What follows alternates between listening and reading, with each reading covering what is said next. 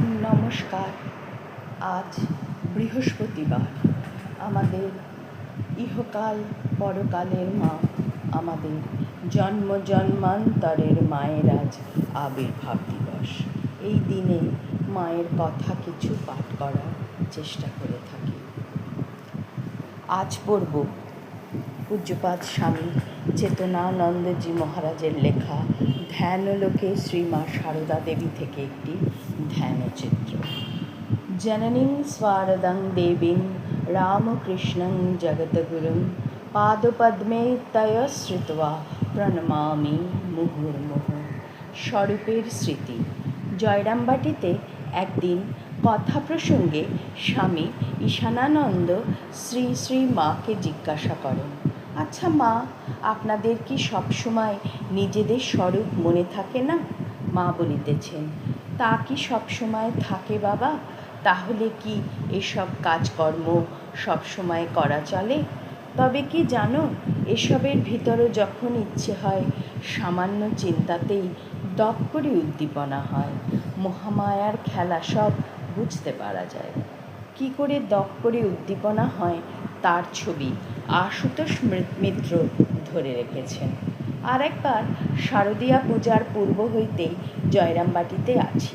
দেবীপক্ষে জনৈক ভিখারি আসিয়া শ্রীমার বাটির খিড়কিদ্বারে আগমনী গাইতেছে। গান শুনিয়া গিয়া দেখি শ্রীমা দ্বারের ভিতরে বসিয়া গান শুনিতেছেন। গায়ক গাহিল, যাও যাও গিরি আনিতে গৌরী, উমা বড় দুঃখে রয়েছে। দেখেছি স্বপনে নারদ বচনে, উমা মামা কোলে কেঁদেছে। ভাঙরে ভিখারি জামাতা তোমার, সোনার ভ্রমরী গৌরী আমার। উমার যত বসন ভূষণ, বেটা তাও বেচে ভাঙ খেয়েছে। গান হইয়া গেল। শ্রীমা চুপ করিয়া একভাবে বসিয়া আছেন। ভিক্ষুক ভিক্ষা চাইল, শ্রীমার উত্তর নাই। চারিটি পয়সা দিয়া ভিক্ষুককে বিদায় করিলাম। প্রায় 10 মিনিট অতীত হইল। শ্রীমা একভাবে বসিয়া।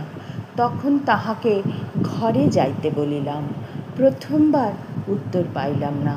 দ্বিতীয়বার বলায় বলিলেন, চলো যাচ্ছি, ভালো লাগে না। অপেক্ষা করিলাম যতক্ষণ না উঠেন।